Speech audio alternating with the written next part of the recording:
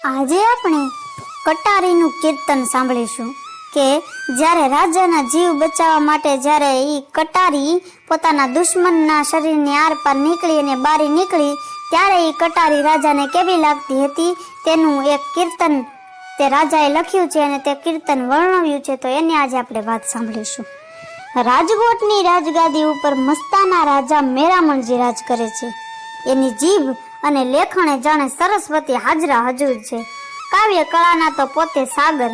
કચેરીમાં અમીર ઉમરાઓ કરતા પણ અંધકા આદરમાન કવિઓને આપે અને પોતાની નાનકડી રાજસભામાં પોતે 4-5 કવિરત્નો વસાવ્યા હતા.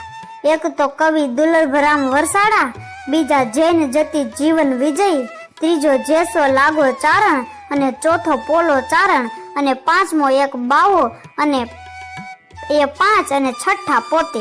આમ 6 મળીને પ્રવીણ સાગરનો પ્રેમ ગ્રંથ લખ્યો. એ ગ્રંથમાં તો વ્યવહારનું ડાપણ માત્ર વલોવી લીધું. શી કવિતા, શો વ્રજ ભાષાનું મરોડ અને શી વિવિધ ભાત્યની વિદ્યા અને શી વિજોગી નાયક નાયિકાની હૈયા વિંધણી વાણી અને પ્રવીણ સાગર રચીને તો કવિઓએ જાણે હાથ ધોઈ નાખ્યા છે. એક દિવસે રાજકોટને પાદરે આજીને કાંઠે એક બાવો આવ્યો. ધૂણી ચેતાવી અને ધીરે ધીરે માણસોનો ઘેરો થવા માંડ્યો. ગજેડી ભંગેડીઓ ગાજો ભાંગ પીવા ટોળે મળવા માંડ્યા. રાખમાં રૂપિયા પૈસા દાટીને બાવો ચમત્કારને નામે ચપટીમાંથી રૂપિયા કાઢવા લાગ્યો. નગરની ભોળી તેમજ નટખટ નારીઓ દોરા ધાગા કરાવવા આવતી થઈ. એક દિવસ એ બાવાએ રાજની 2 વડારોણોને શીખવ્યું કે તમારા ગામના જે પઠાણ જમાદારની નવી વહુ અને મેરામણજી ઠાકોરને હીણો વ્યવહાર છે એવી વાત ફેલાવો તો તમને ન્યાલ કરી આપું.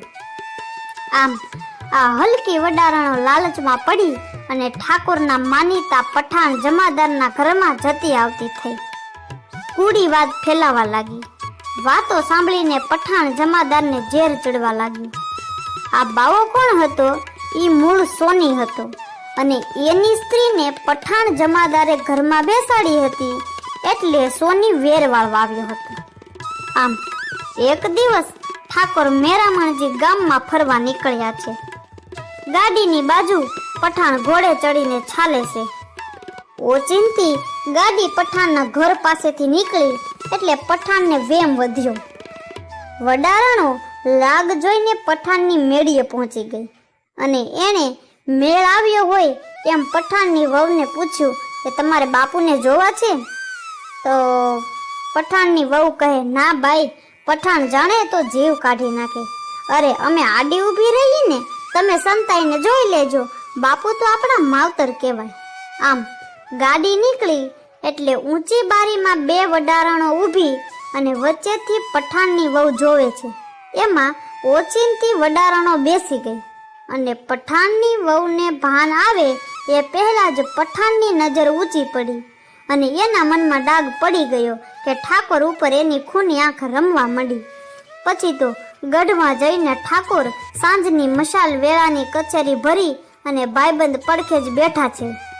બિરદાવેલીઓ બોલાય છે અને ત્યાં તો પઠાણ આવ્યો.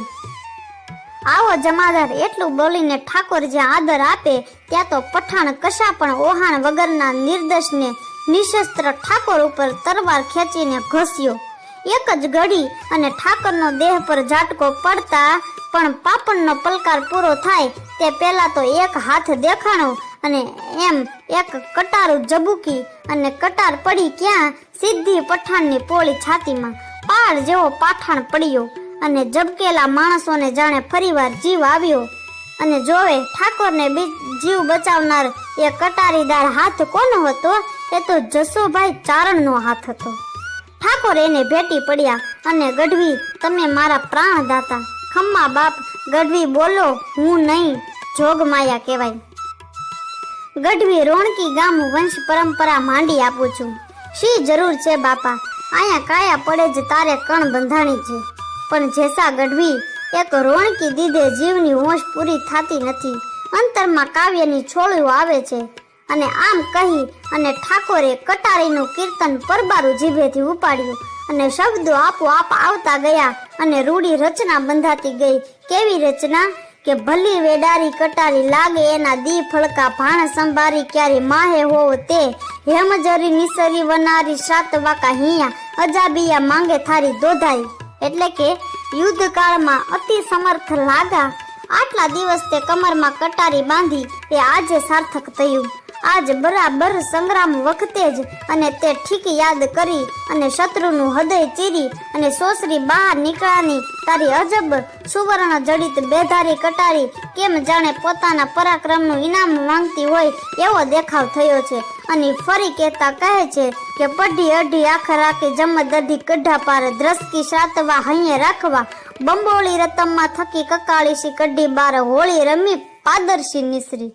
તારી કટારી કેવી જાણે અઢી અક્ષરનો મારણ મંત્ર, જાણે જમની દાઢ તારા સ્વામી ધર્મ સાચવતા તે અને શત્રુની છાતીમાં ઘોસી અને આર પાર કાઢી અને પછી જ્યારે લાલ લોહીથી તરબોળ બનાવી અને એને પાછી બહાર કાઢી ત્યારે કેવી દેખાતી હતી કે જાણે હોળી રમીને લાલ રંગમાં તરબોળ બનેલી બાદશાહની કોઈ હુરમની કળી.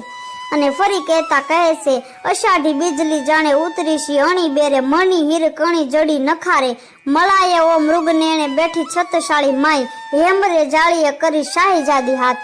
એટલે કે કેવી એ કટારી ઓહો જાણે અષાઢ માસની વીજળી આકાશમાં ઉતરી હોય અને લોહીમાંથી રંગાઈને જ્યારે આર પાર દેખાય ત્યારે એવું લાગ્યું કેમ જાણે કોઈ મેલને ઝરૂકે બેઠેલી મૃગ નયની પોતાનો હાથ સોનાના જાળિયામાંથી બહાર કાઢ્યો હોય એવી લાગતી હતી. અને ફરી કહેતા કહે છે કે કરી વાત આખ્યાત અણી ભાતને થેકણી જરી જાળિયામાં તરી જોવે ઝાખ ઝાખ શાંત્ર વાકા હૈયા બીચ સોસરી કરે તે જેસા ઈસરી નિસરી કે ના તીસરી શી આંખ. એટલે કે બીજા કોઈથી ન બને એવી વાત આજે તે કરી છે. ફરીવાર કેવી લાગે છે એ કટારી કે જાણે જાળિયામાં બેઠી બેઠી કોઈ રમણી જરી જરી ઝાંખું નિરખતી હોય અને પતિની વાટ જોતી હોય. ઓહો જેસા એમના એકે જેવી નહીં પણ એ તો શંકરની ત્રીજી પ્રલયકારી આંખ જેવી મને લાગી છે એવી મને તારી કટારી આજ લાગી છે. અને આમ રાજાએ પરબારું કટારીનું કીર્તન પોતાના મોઢેથી ગાઈ નાખ્યું છે. ધન્ય છે આપણી આ ધીંગી ધરાને જે આવા અનેક જતીઓ સતીઓ સંતો અને શુરાએ જન્મ લીધા છે. આવી જ અવનવી ઇતિહાસોની ઘટના સાંભળવા માટે અમારી ચેનલને લાઈક કરો, શેર કરો અને સબસ્ક્રાઈબ કરો.